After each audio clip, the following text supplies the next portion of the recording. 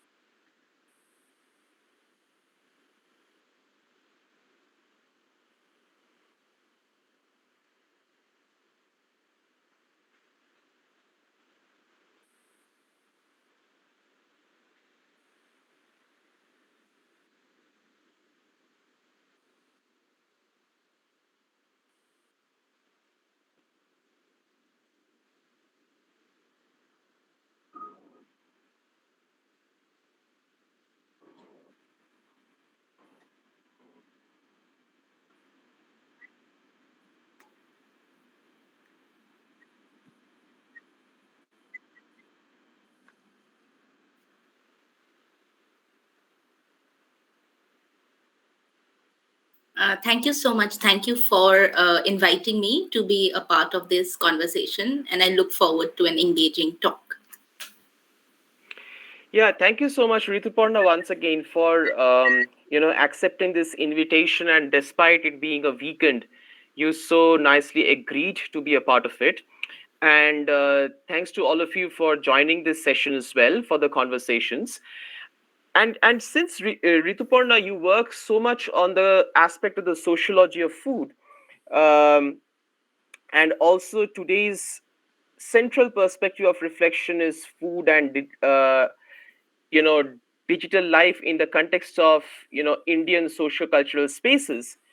I was wondering to start with a very basic question, and my question is that a lot of at present, we see a lot of research with respect to the paradigm of sociology, cultural studies, and are going across India and the world. Now, according to you, what are some of the factors that provoke the necessity of building this intersectional research space and bringing these paradigms on the same plate? Well, interesting question. Thank you for that, first of all. When we think about food, it's not a new research area per se. There has been a lot happening on it from a multidisciplinary perspective historically, and there is widespread literature on it. In fact, there are a lot of people, including sociologists, and I'm, of course, more familiar with sociological literature, and they have spoken a lot about each of the stages that govern food and food relations. For instance, in one of his seminal works, Cooking, Cuisine, and Class, a study in comparative sociology, Jack Goody, in 1982, talked about how food should be viewed as a product that actually moves through five stages: production, distribution, preparation, consumption, and disposal.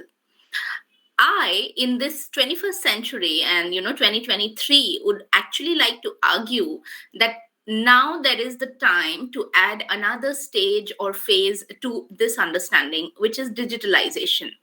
Because when we look at social life of food, which is if and when food is looked at as a commodity in the cultural sense, as maybe Arjun Appadurai would do, then it actually also encompasses a new stage today, because we cannot really imagine and think about food without looking at its digital aspect.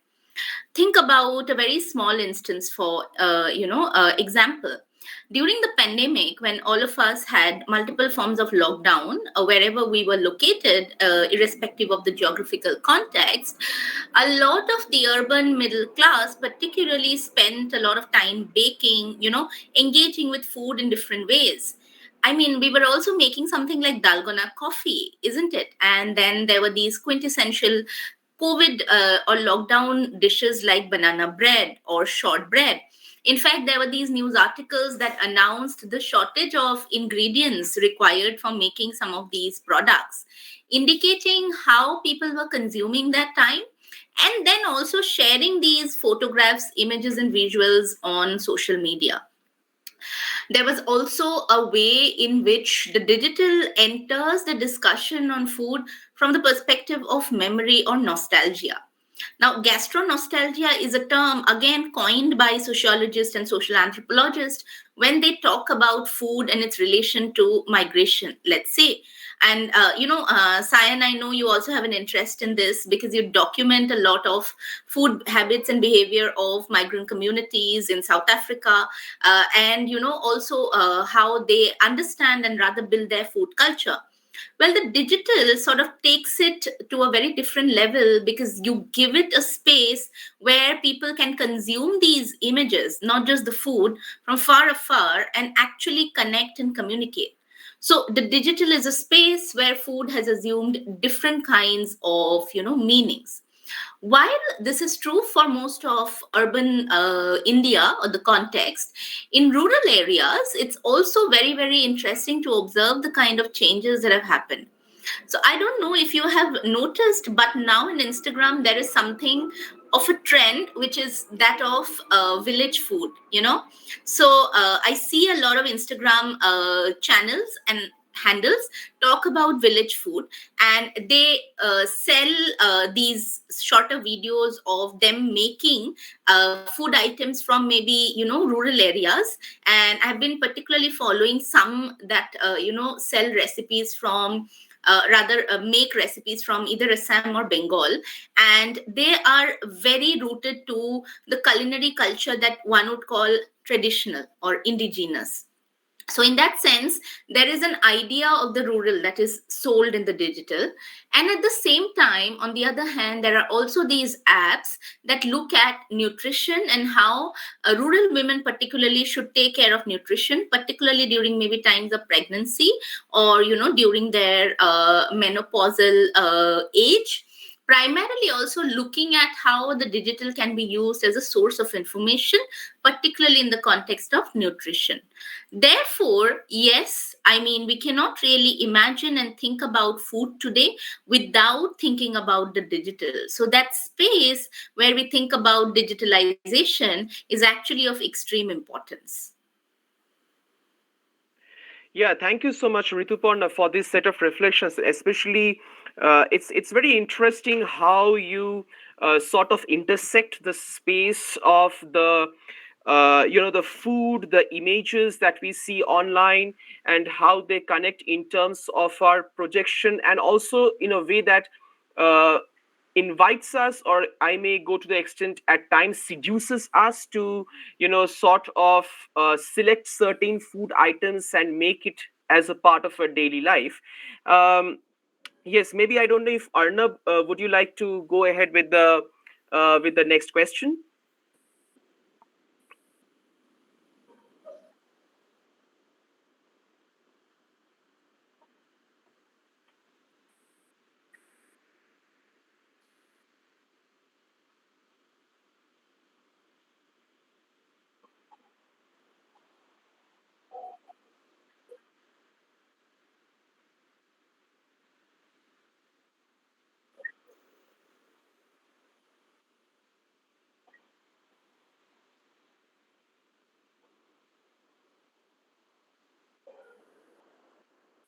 Well, when we think about how people talk and exotify food, there is always this angle of spectacle and presentation. So, for foreigners, when they are coming to India, food becomes a way in which they can curate their, digital archive. Let's say either in the form of social media or, a blog. Similarly, for most of us, when we go to a foreign country, there is this sense of exotic that we are consuming. So I think that way, when you think about food and the exotic, it is something which is very, very interesting, because what restaurants, particularly in metropolitan cities like Delhi and Mumbai, have done is that they have brought global food cuisine to the national plate and the local plate. Let's just think about the Korean cultural wave, and the food is a huge part of it. So one is consuming Korean food primarily not just because maybe they like the taste of it, but also because it is presentable and vibrant in color, so it can be captured in images. So therefore, even for foreigners, when they do visit India, Indian food in its all flavor and vibrancy becomes a part of, or a major part of, their social media and blogging stories, because they think that food is a distinct part of Indian culture. And I don't think that we can actually dispute that. It is actually also true at one level.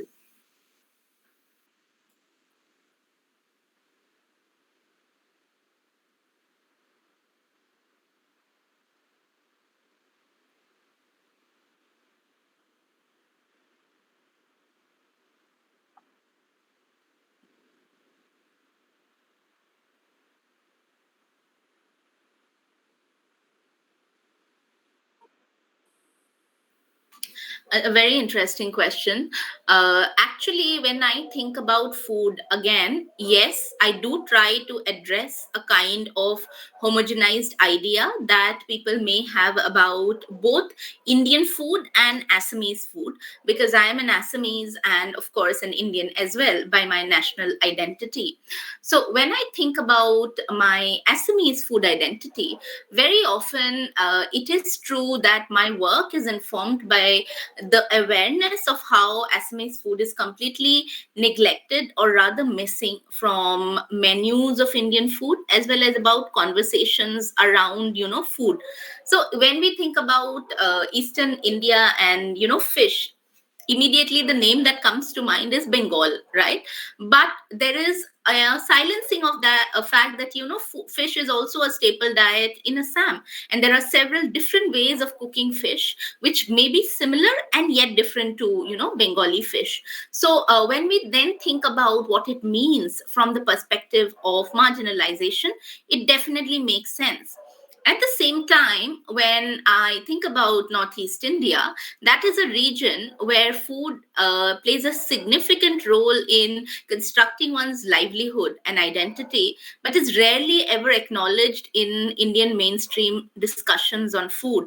In fact, Dolly Kikon and others have gone on to talk about how food from the northeastern belt of India is often seen as dirty food.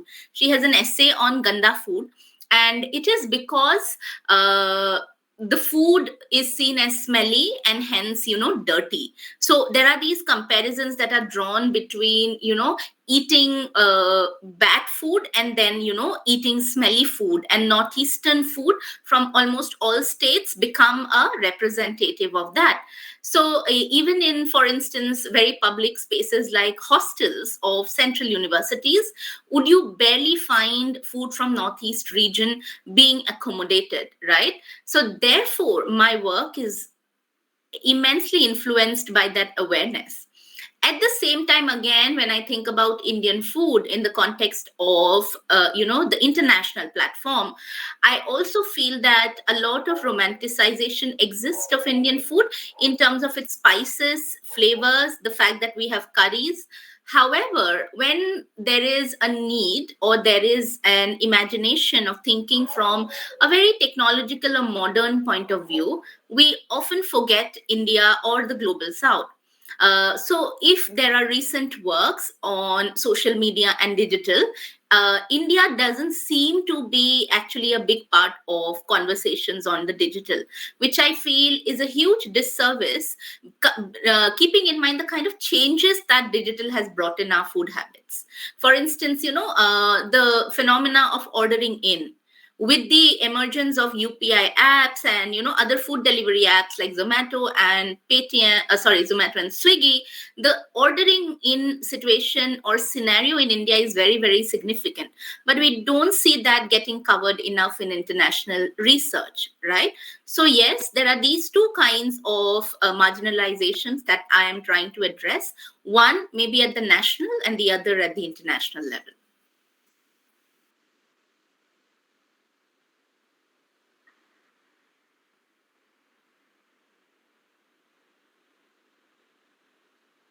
Yes.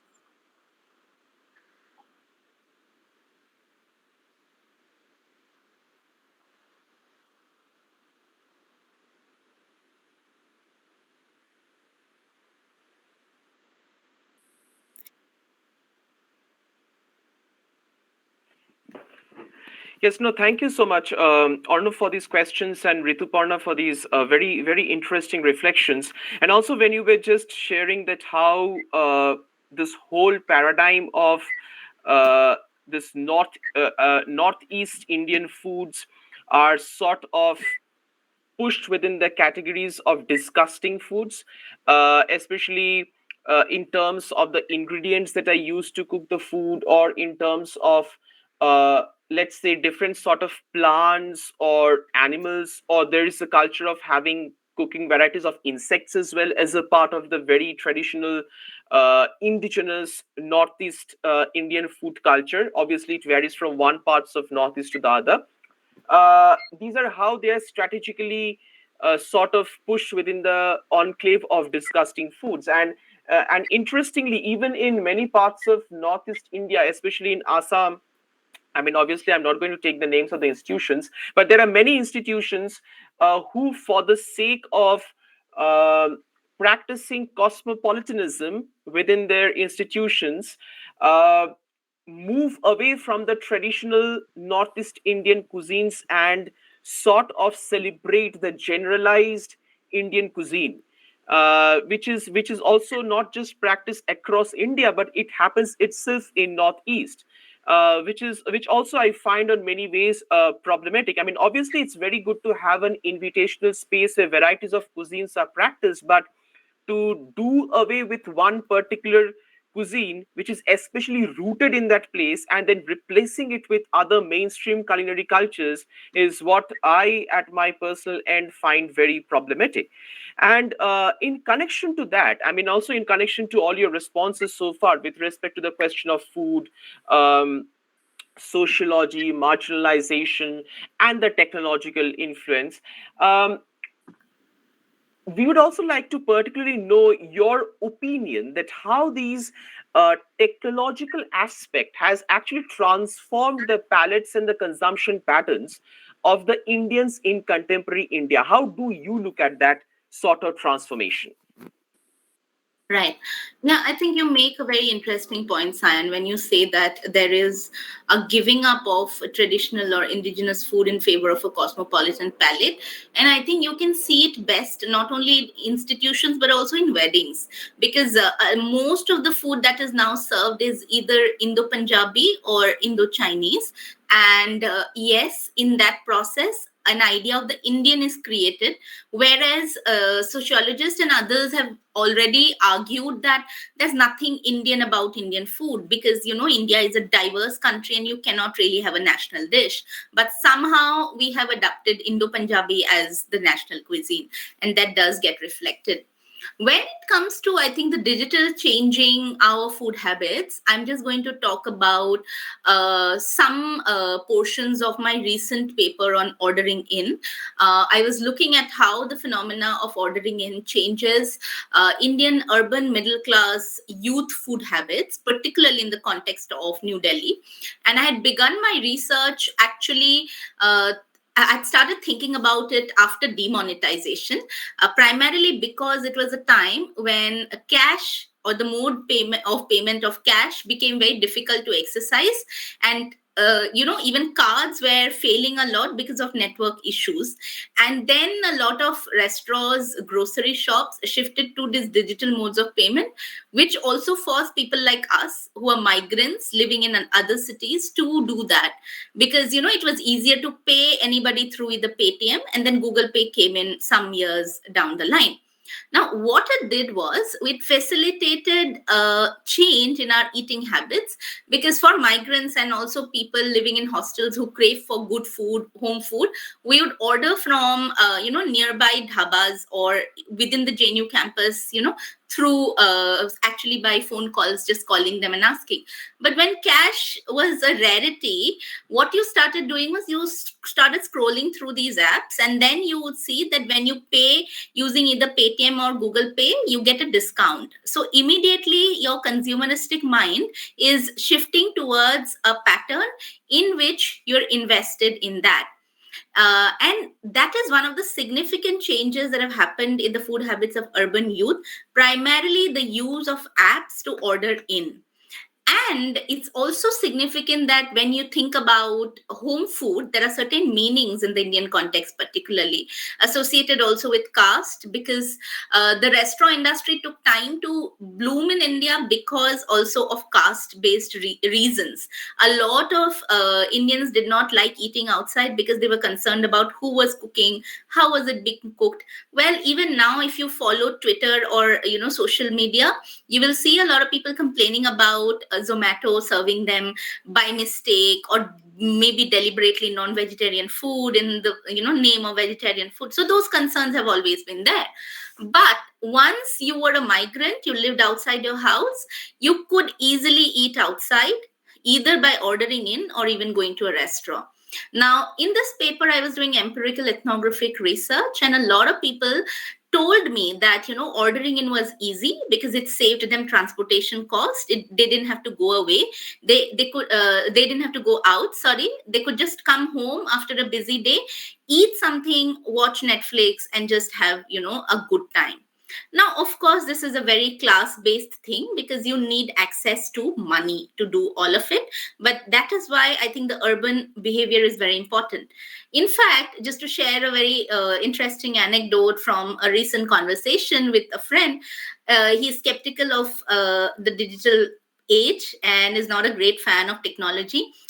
And however, he is also skeptical of the fact that if he gives up on his phone, how is he going to use Zomato?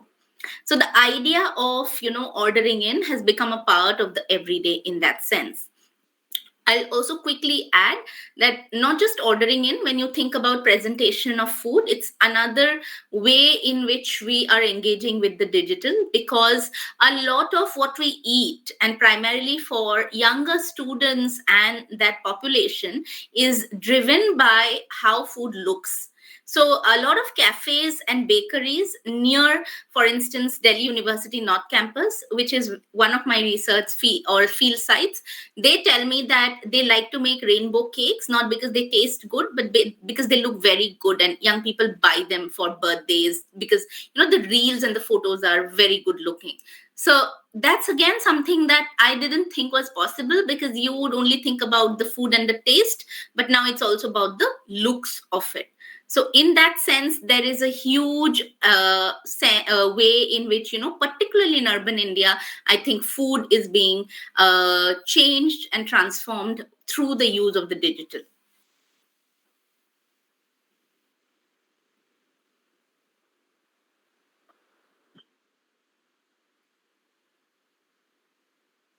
Oh, sorry, I was still muted. Yes, thank you so much, Rituparna, for sharing these very interesting perspectives. I mean, obviously, I have some counter reflections as well, but prior to that, I don't know. Aisha, did you raise your hand and you want to share something? Actually, I didn't raise my hand. I was just, agreeing with her. Okay. Yeah, but I'll just share my, my thoughts as well. Yeah, even I have, I agree with a lot of what Rituparna was, pointing out, like how, the whole um, food industry started blooming, and the final, like you were saying, no, how like rainbow cakes are like they make it because it looks good. Yeah, so I was recently this book came into my notice, I don't really remember the exact name, but it's on like food and Instagram. Have you come across it? Yeah. Yes, yes. Yes, It's it has a an very. exposited book by Emily Contois and Jenya Kish. Yes, yes, yes. So I was listening to their podcast. So they were talking about their book. So that's something like on my book list. So yeah, and I just remember the cover page of it. They have a picture very attractive picture of an Instagram mobile picture, and it's a cake actually. They have cut a slice of it. Yeah, so like everywhere where you see like all these places even now, and then adding on to the concept of Brooklyn, global Brooklyn, Fabio Periscoli's work. So in that also it was very interesting to see that he has done his field work from Calicut. I'm from Calicut, Kozhikode, Kerala. So he has some pictures of restaurants, cafes from Kerala. So he was arguing like how um, they have this insta worthy interiors and everything. So even sometimes the locals say that the food is not so good, it's not so great, it's not authentic like Kozhikodan or anything, but still it attracts crowds because of the insta worthiness. So and he is saying that all these, so he's observing that all these restaurants have this, like if you take a picture from any of these restaurants, you won't know like from where exactly you have clicked a picture. It can be anywhere around the world. Like it won't say that it is from Kerala or Kozhikode. You will never find out. It can be any city in Brooklyn, or so that's how he came up with this global Brooklyn thing, because like we are having all this modern cafes and everything. So yeah, I found it very interesting. It's true. Like there is one cafe here now, Lady Lofella. So they have the waitress. They wear a particular gown which has this look of medieval England. Maids, they used to wear that, right? So when I clicked the picture from there, nobody could like realize, is it in Kerala, Kozhikode? No, it looks like somewhere in the Western Europe. But people come there for the pictures. So it's like how digital spaces are very important for the existence of physical restaurants, restaurant industry. Yeah, so that's one thing. And I would like to ask your perspective, like what you have come across, like, in gender terms, like how the digitalization of food, like in terms of YouTube and all these cooking channels, they have a particular playlist like cooking for bachelors. They're actually meaning for boys. So cooking for bachelors, and they have this shortcut tips and everything. No, how did you find something like, like with YouTube and all, like boys or men, hetero, like male, cis men, like mostly, who are not actually into cooking according to our patriarchal culture. Yeah. So, like, is there a change in that terms, like, taking up cooking or anything, even for insta worthiness, something like that? Yeah. Thank you. Yeah. That's what I wanted to. Thank you, Aisha. I think the gender question is very important. There is a lot of reproduction of traditional ideas of how gender and food is seen, even in the digital space. For instance, with respect to ordering in, one thing was that even when you're ordering in your homes, it is mostly the women who decide what to order, and when the food comes in, she's the one who is bringing it out in the plates and serving it. So you may not be doing the cooking. Let's say if there is a party and you may have ordered, finger food and pizza or whatever, but you're still the one laying them out. Secondly, when one thinks about cooking channels, in fact, I have written a very short piece on this. During the pandemic, there was a proliferation of cooking channels because, like I said, a lot of people were actually spending time doing that, particularly in the urban middle class context. And a lot of these cooking channels were geared towards women, who were supposed to make innovative recipes to keep their families occupied and not from getting bored, right? So a lot of it was about presentation and then being innovative with very easily available ingredients.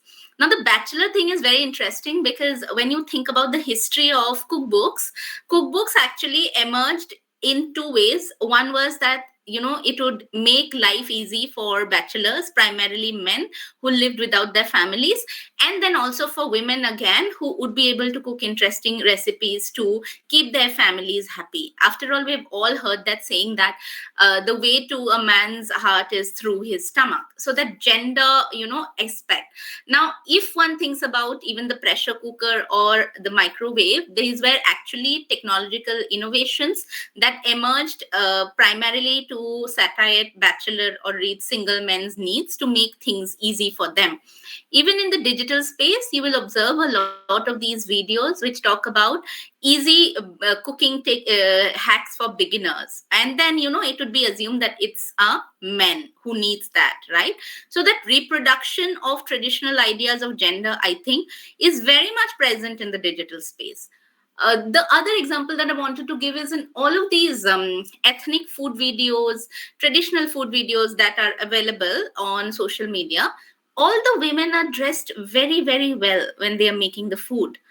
And it's crazy because when you're cooking, you're actually performing a tedious, laborious task and you don't really care about how you look. But if you look at the videos, all of them are dressed in very traditional clothes, very prim and proper makeup. So when they are cooking, it's also not just the food that is gazed at, but also their bodies and their materialities, right? So I don't think gender as a question can be ignored when we are thinking about the digital. Thank you for asking me that.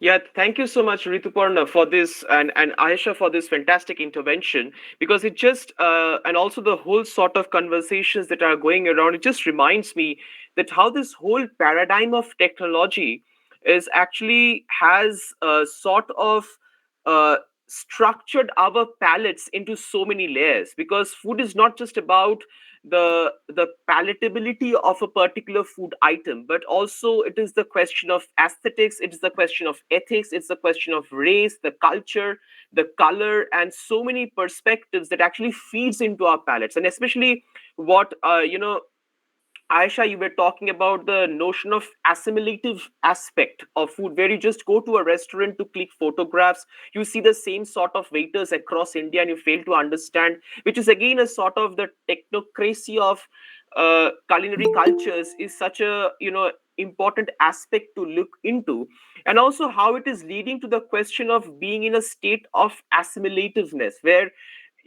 we are going to a restaurant not for the sake of having a kind of food, but also, to be a part of an aesthetics that is popularly desired, and to fit ourselves into a particular socio-cultural space, probably so that we are accepted within certain spaces, especially in those all those media spaces that we so much look up to for our existence in the contemporary times. And maybe, I don't know, I mean, obviously there are so many perspectives to engage with these aspects, but I think what also, this aspect leads to widely and expansively into this question of political ideology as well. And maybe I would invite Arnab to put forth that perspective of political ideology.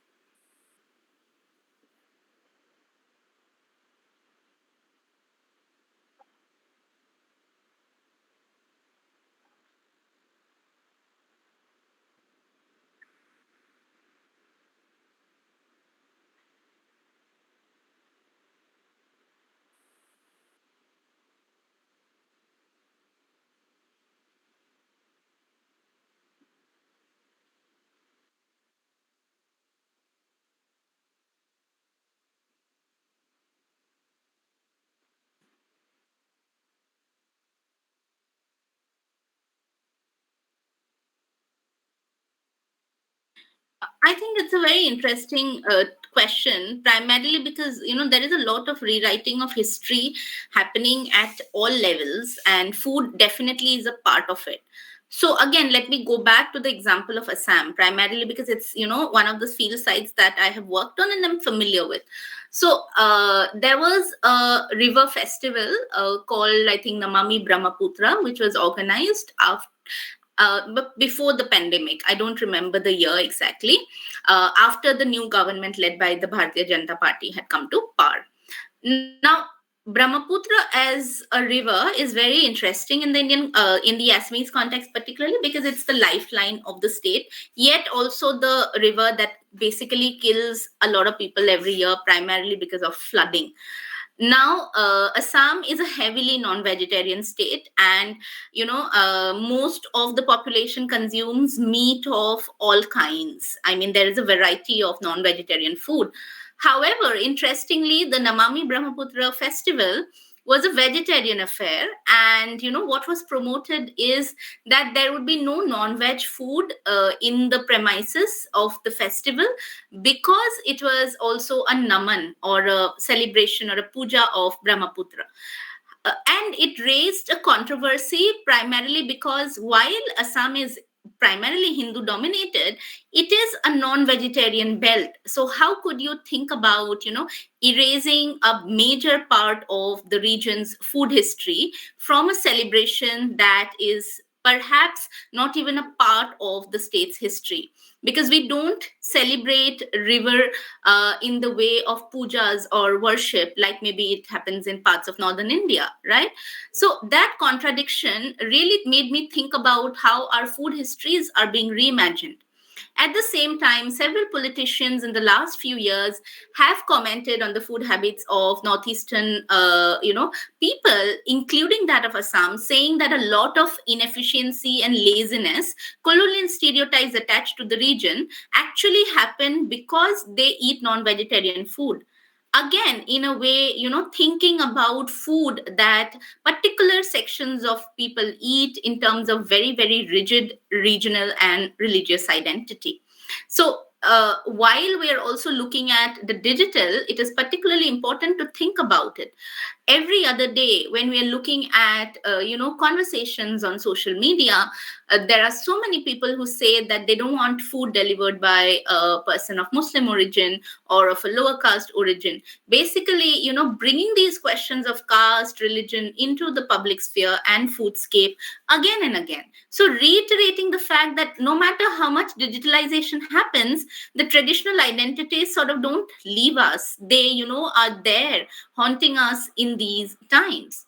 I also feel that the controversy around halal food, I mean, it was completely unnecessary, because in Hinduism there is no restriction against or for consuming halal food. So even if you are consuming foods marked as halal, it doesn't do anything to you. It's just a way of cutting the meat. And where there is religious prescription, it still makes sense that, Sikhs would consume jhatka cut or Muslims would consume halal meat. But for Hindus, it doesn't make much sense, because, we don't really have prescriptions about that. But the digital makes it such a hue and cry that there were brands which actually sent video reels from their factories showing that, look, we are not halal, or in other cases saying that we are halal. But this is also pressure that was applied on them through the digital public sphere, isn't it, of proving, or rather not proving, what kind of meat cutting or food making technologies that they were using. So in a way, no matter how much we try to escape the identities, they sort of come back. And I think in the digital space, it's very easy to also, give opinions, which is one of the maybe both boons and banes, because you see that there are unnecessary controversies, and things get highlighted which probably wouldn't if it was not a digital sphere.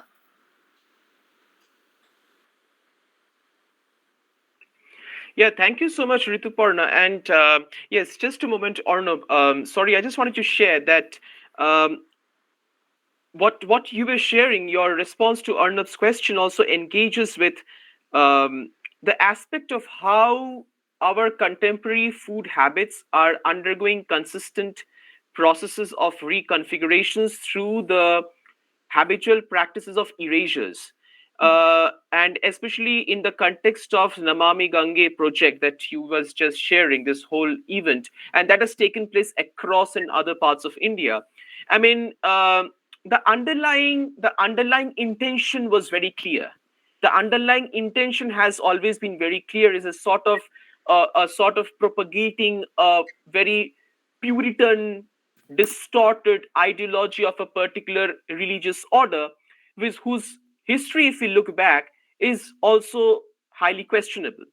And yes, I mean, obviously, we have so many perspectives to share, but I think Arnav was sharing something, and then from there, we can also open up for the public for questions and reflections. I know we have Rimpa, Shrima, and Shabnam with us, and Aisha is also there. So maybe, Arnav, after your intervention, we can open up for the questions and reflections.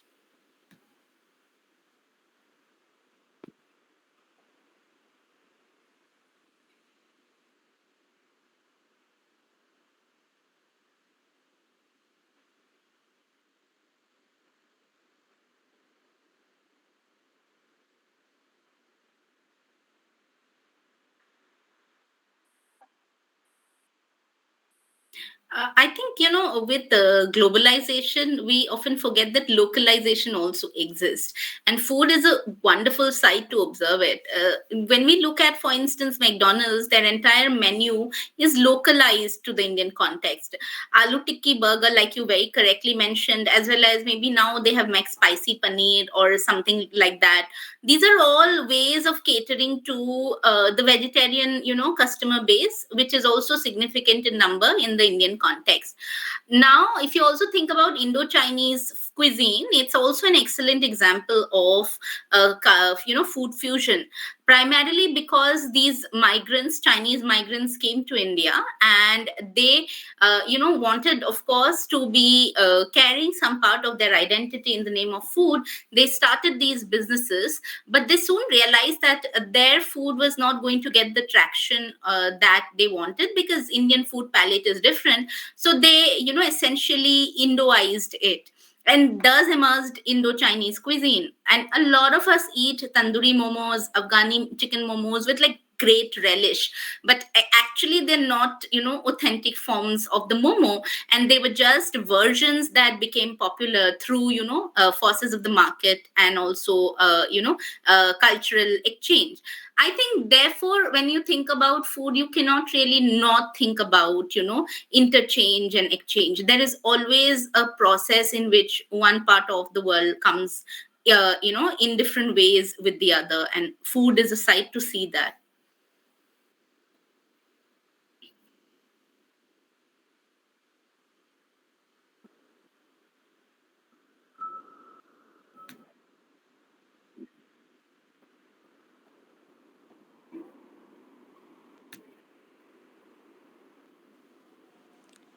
Hello, ma'am. Am I audible? Yes, yes. Hello, ma'am. I am Srima. So, actually, all the things that you have already presented that are really interesting. So, I would like to ask you one thing that you have shared that how the rural, I mean, culture along with the food has been presented in the urban space and has been digitalized also. So, I would like to share something that is related to this. That there are some cafes and restaurants that are located exactly in the urban space, but the way they create their atmosphere, it shares exactly the kind of the view of a rural area. I mean, the walls that are created just like the houses that we can see in the rural space, or the food that is I mean delivered or presented on the kind of utensils that are used, that are mainly used in the rural spaces. Okay, so in a way they are presented to the urban people. Is it not the romanticization of the rural food and rural culture in the urban space, and only attracted by this a lot of people go there, just I mean attracted by this kind of presentation, or just to see that this kind of how the I mean how the kind of ethnic culture is related to it. So, will you please share your view? I think a very interesting thought again. Thank you for asking me that. Well, yes, there is a romanticization associated with traditional or rural food. And I'm actually also very eagerly watching these videos and other content, because what you say is very true, that there is this portrayal of rural background in an urban space where food is being consumed. In fact, in cities like Delhi now, you have something called experience of farm like stay in, Gurgaon. So what you can do is, in your holiday, you can just, go to that farm, spend a day in the lap of nature. That's how it's being sold, and then come back again to your busy life. Essentially, selling the rural as a kind of retreat for the urban, which, probably just needs a little bit of marketing, and that's how it is recreated in an urban space. And it is a very, very important part of consumption, primarily for, people from urban upper middle classes who engage in these activities as a form of leisure, very often again forgetting the connotations of what it means in the rural context, because most of rural India is suffering from malnutrition, hunger, and lack of fuel, and images like that. But on the other hand, you have a presentation of a very sanitized version of traditional life. A while ago I was referring to the well dressed women. So you can very easily observe the contrast between the Instagram videos in which the cooks are so well dressed versus images of women actually, suffering, trying to, light the chulha because they may not have access to cooking gas. So that contrast is failed to be even talked about and represented in the urban context. And there is a recreation and romanticization of the village. Exactly, ma'am. So happy. Thank you so much, sir, ma'am, your answer. Thank you so much. Yeah.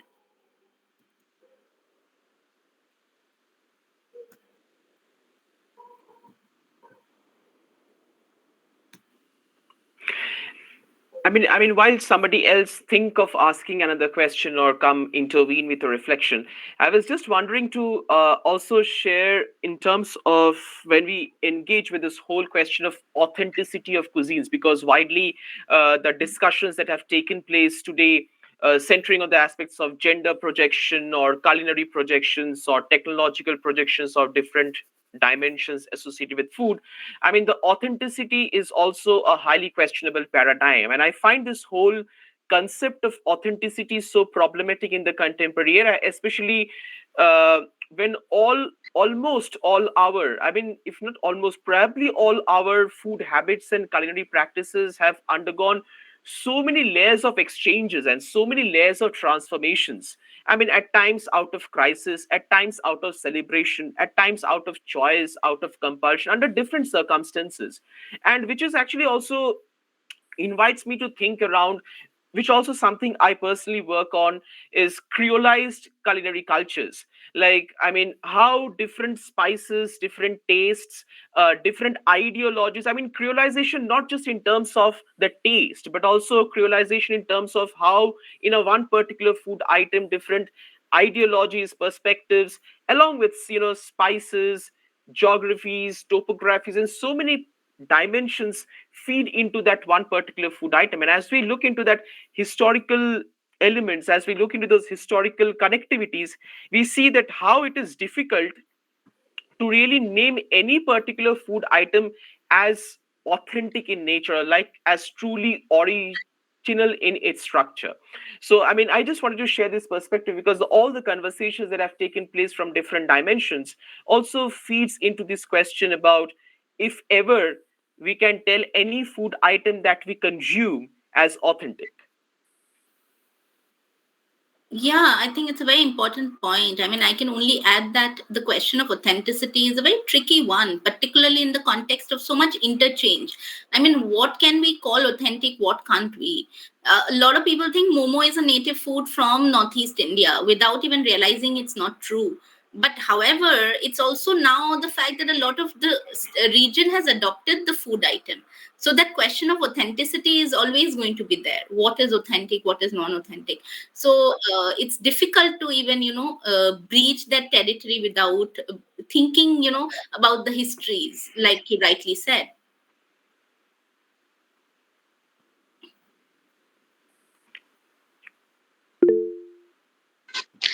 Yeah, hi.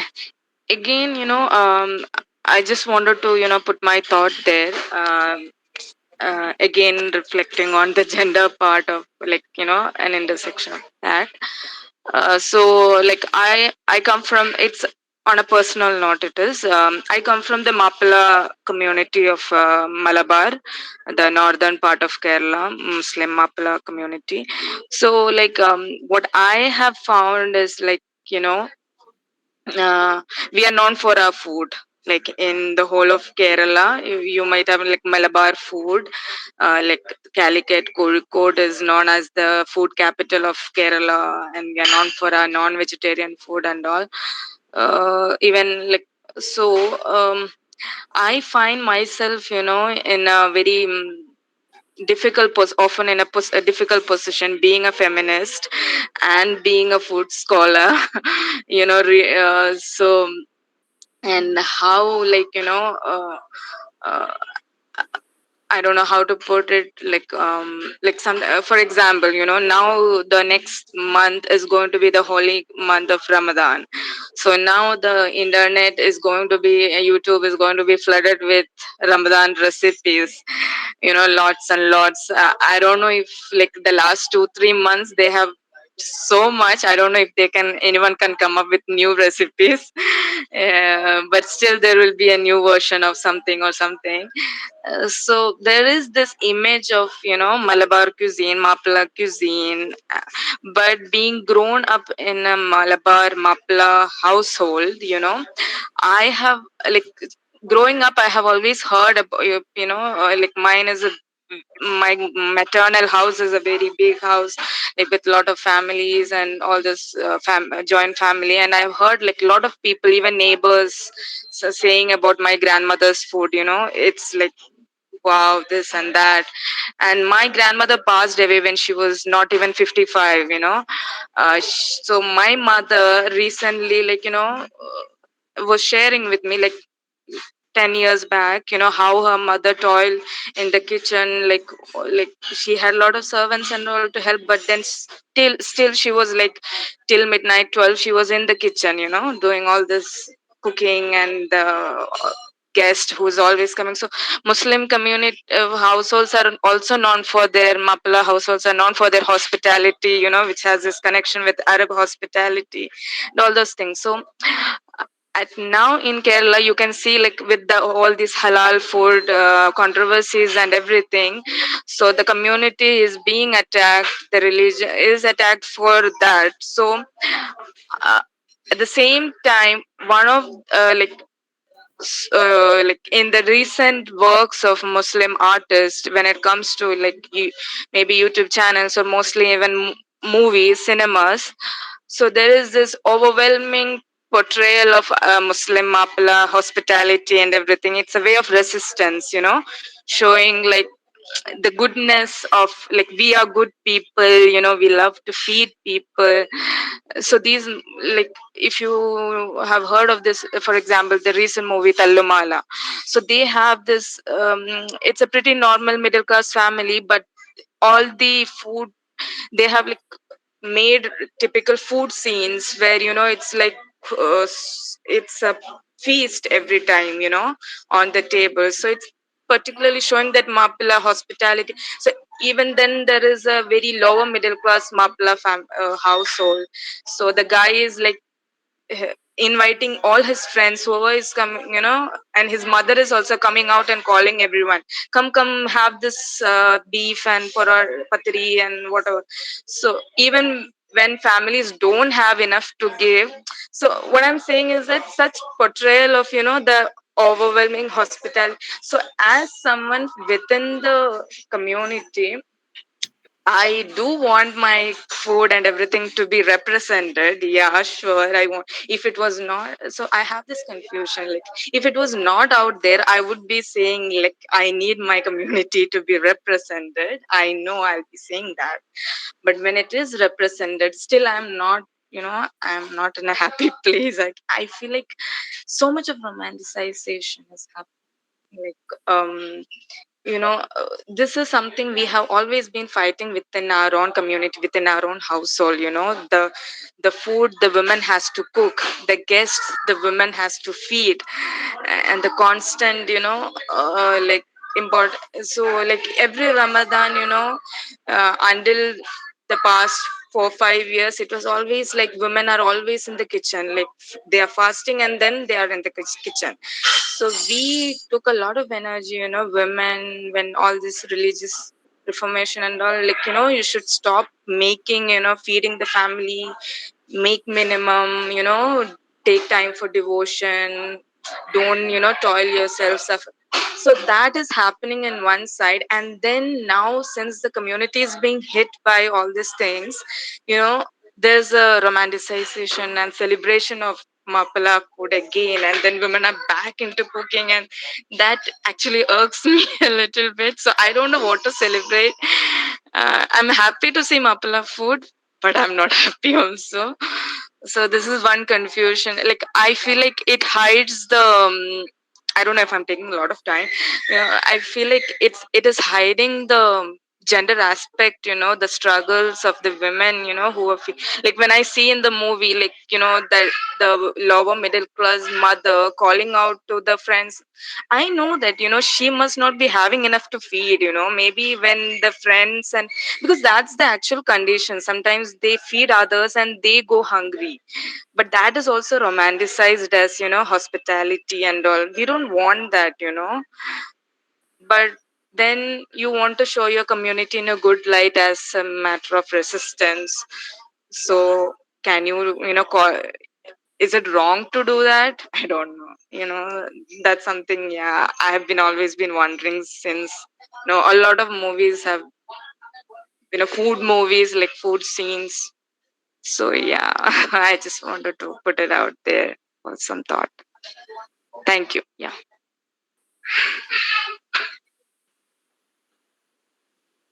I'm done. Yeah. Thank you.